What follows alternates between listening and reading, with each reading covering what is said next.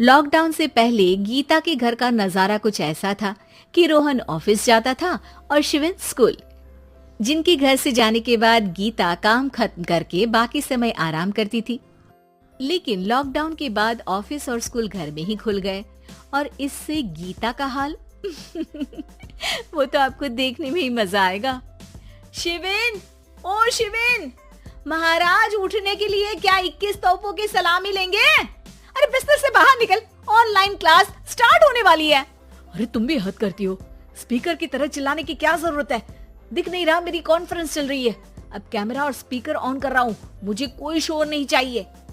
इस पर जैसे ही रोहन लैपटॉप का कैमरा और स्पीकर ऑन करता है तभी कुकर की सीटी बजती है। करा लो अब इसे चुप, लॉकडाउन नहीं हुआ, मेरी मौत का फरमान जारी हो गया। दोनों बाप बेटे ने नाक में दम किया हुआ है। ऐसा बोलकर गीता वहां से शिविन के कमरे में पहुंच जाती है, जहां शिविन अभी भी सो रहा होता है। ओ आलसी, अब अगर 5 मिनट में नहीं उठाना तो आज तेरा गेम और यूट्यूब कैंसिल। माँ की बात सुनकर शिविन बिना 1 मिनट गंवाए उठ खड़ा होता है। उठ गया, अभी नहाकर भी आता हूँ। ये नाटक कहीं और, मुंह पर गीला कपड़ा मार और पढ़ने बैठ। शिविन की ऑनलाइन क्लास स्टार्ट हो जाती है, जिस पर गीता उसे वहां बिठाकर रसोई में चली जाती है। थोड़ी देर में उसे कमरे से कुछ आवाज सुनाई देती है, जिसे सुनकर वो कमरे में वापस आती है। हाय राम, तुझे क्लास अटेंड करने के लिए बोला था, कैमरा ऑफ करके बिस्तर पर नाचने के लिए नहीं बोला था।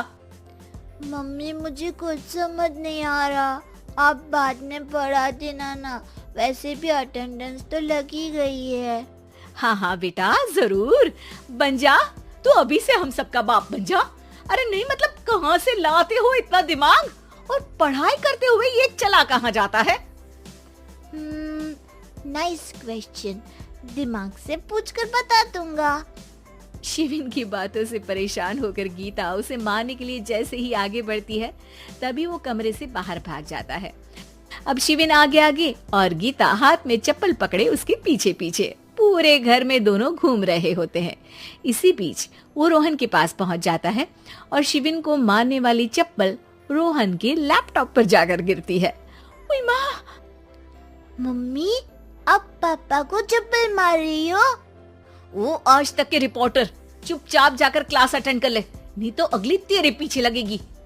इस पर शिविन वहां से चला जाता है, जिसके बाद रोहन गीता से कहता है, इस सर्कस के लिए कुछ बोलना चाहोगी? अरे क्या करूं, जब से तुम दोनों घर में रहने लगे हो, घर अपने आप ही सर्कस बन गया है और मैं तुम्हारी नौकर। कभी बेटी को संभालो तो कभी बाप के नखरे उठाओ।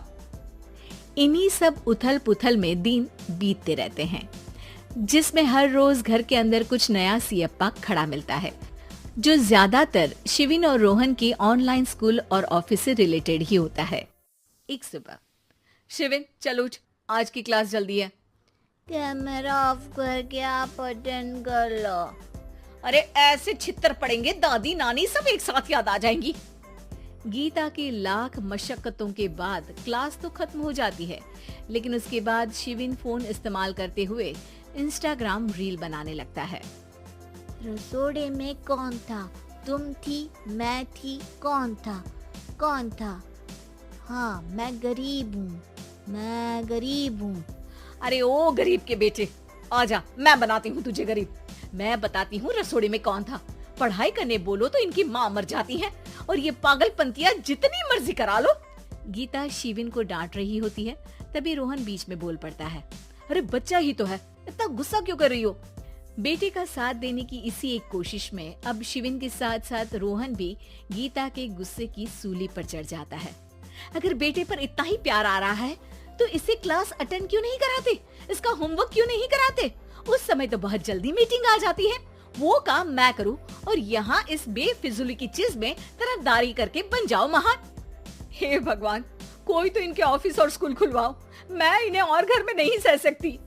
अरे कुछ और मांग लेती, क्योंकि तुम्हारी ये विश इस साल तो पूरी होने से रही, कोरोना। हाय नास पीटे ने जिंदगी ही बर्बाद कर दी। खाए कोई, पचाए कोई, कल मुझे चुन चुन कर सबको मेरी बद्दुआ लगेगी। उन्होंने दुनिया का और इन बाप बेटे दोनों ने मेरा जीना मुश्किल कर दिया। गीता वहां से चली जाती है, जिसके बाद रोहन शिविन से कहता है, अरे तुम्हारी मम्मी इतनी भड़की हुई क्यों है? आपकी वजह से पूरा समय घर में रहते हो और उस पर कोई काम कराने की जगह बस ऑर्डर देते रहते हो। अच्छा बेटे, सारा इल्जाम मुझ पर? पूरा दिन तो वो तुम पर ही चिल्लाती है। हाँ, मतलब दोनों का 50-50 है, कुछ करना पड़ेगा। वो कहते ना, make the best out of worst. I have an idea. वैसे तुम्हारी माँ सही कहती है, बहुत जुबान चलाने लगे हो, कम बोला करो। अगली सुबह रोहन और शिविन अपनी गलती को सुधारने के लिए गीता के उठने से पहले घर का आधा काम खत्म कर देते हैं, जिसे देखकर गीता खुश हो जाती है और फिर बाकी बचा काम वो तीनों मिलकर पूरा कर लेते हैं।